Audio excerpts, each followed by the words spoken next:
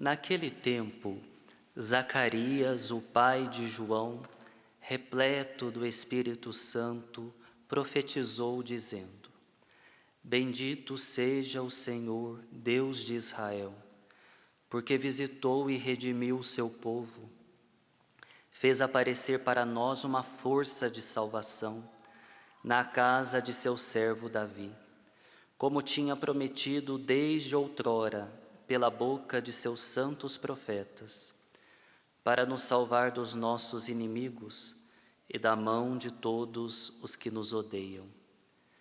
Ele usou de misericórdia para com nossos pais, recordando-se de sua santa aliança e do juramento que fez a nosso pai Abraão, para conceder-nos que, sem temor e libertos das mãos dos inimigos, nós o sirvamos com santidade e justiça em sua presença, todos os nossos dias.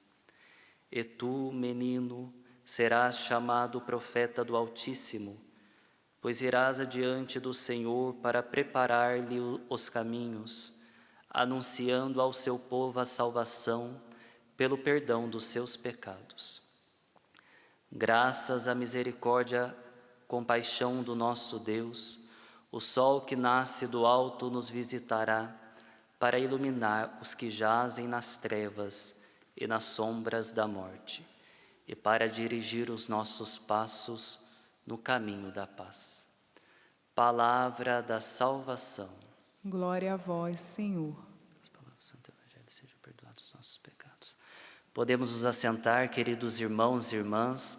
Palavra de Deus dirigida a nós nesta última liturgia, antes da grande solenidade do Natal do Senhor, é de uma beleza incomparável, porque demonstra que o nosso Deus é fiel, que seu nome é fidelidade, que Ele promete e cumpre o que promete. Ainda que tudo pareça adverso, ainda que as circunstâncias pareçam não corroborar com a promessa de Deus, Ele, com sua mão poderosa, com seu braço forte e santo, garante que a sua palavra não se perca, mas que se concretize e transforme a vida do seu povo eleito. Tudo isso não por mérito nosso, tudo isso não porque nós fizemos algo para conquistar essa benevolência do Senhor.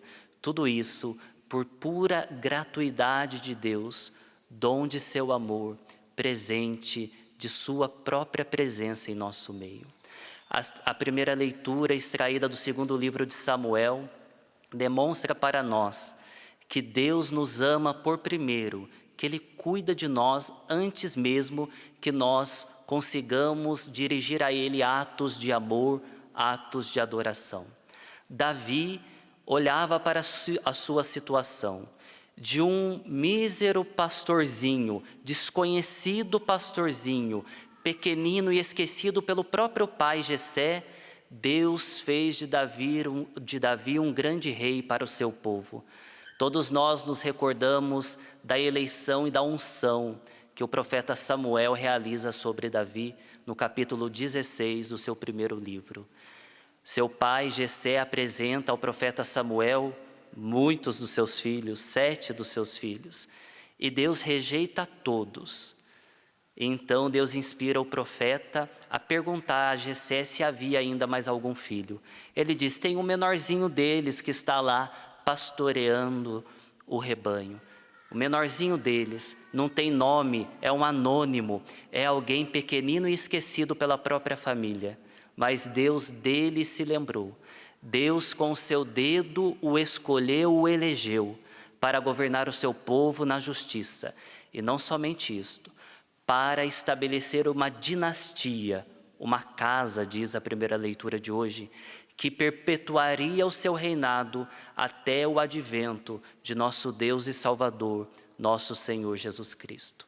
Davi, num palácio de cedro, fica com uma crise de consciência.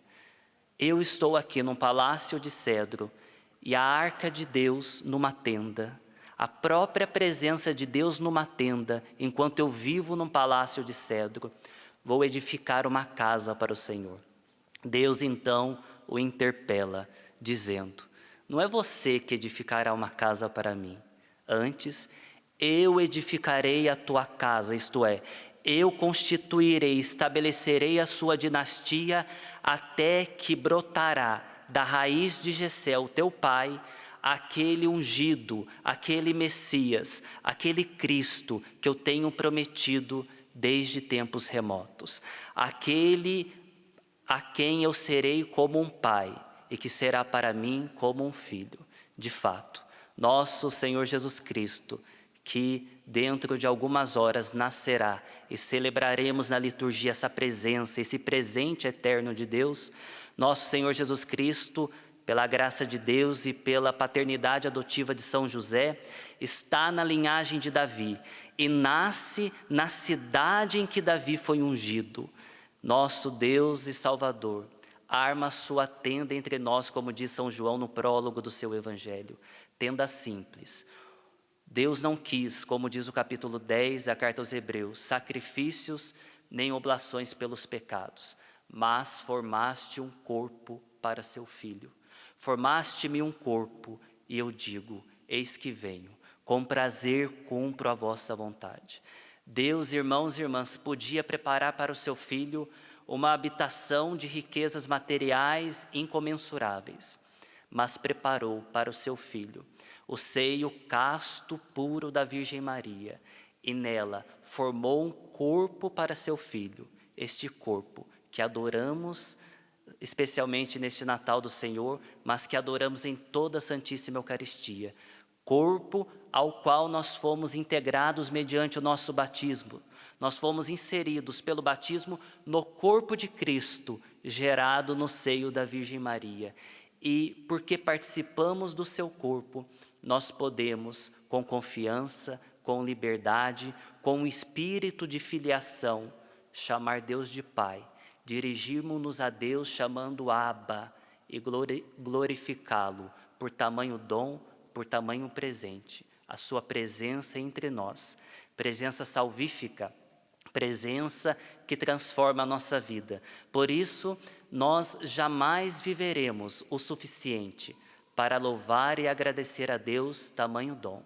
Jamais, ainda que vivamos 80, 90 anos, jamais teremos dias suficientes sobre o solo desta terra para agradecer a Deus, o Salvador que Ele nos fez merecer, nascido do seio virginal de Nossa Senhora. Deus, no entanto, nos concede por pura graça, por puro amor este dom. E nós, como reação, louvamos, bendizemos, glorificamos a Deus. Benedictus, diz Zacarias no Evangelho de hoje. Bendito seja Deus. E Zacarias, neste cântico, faz dois movimentos. O primeiro deles é olhar para toda a história da salvação e ver como Deus providencialmente preparou tudo, apesar da miséria do seu povo, apesar do pecado do seu povo, como Deus preparou tudo para que a sua palavra se cumprisse, para que a sua aliança se perpetuasse, para que o povo encontrasse vida, pastagens verdejantes, salvação. E Zacarias agora olha para o seu filho, fruto de uma intervenção divina. Zacarias olha para seu filho e vê que ele será o último precursor, o elo entre o Antigo e o Novo Testamento, o último dos profetas, que ele preparará o caminho do nosso Salvador, que vem até nós. Este, irmãos e irmãs, é o espírito e a teologia do advento. Advento. Deus que se move em nossa direção, não um Deus estático como um poste, não um Deus parado, mas um Deus adventício, um Deus que se movimenta, advém, vem para junto de nós, se aproxima de nós, ama-nos com um amor eterno. Deus nos visita em seu Cristo.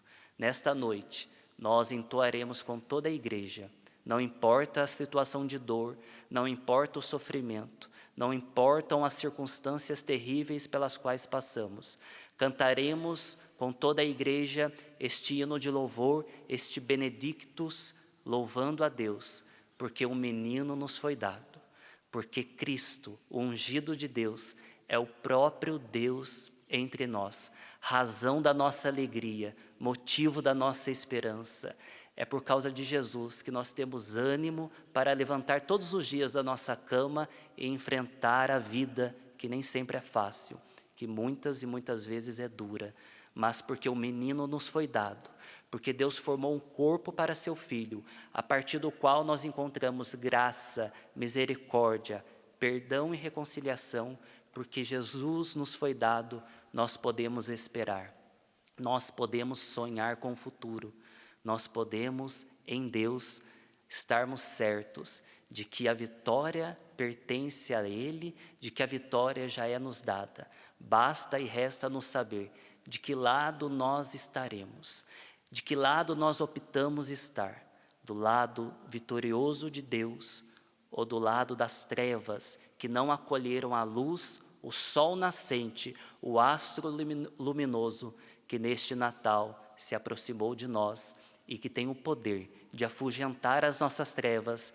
de transformar a nossa vida, de sanar os nossos pecados, de dar para nós vida nova e mais, amizade com Deus.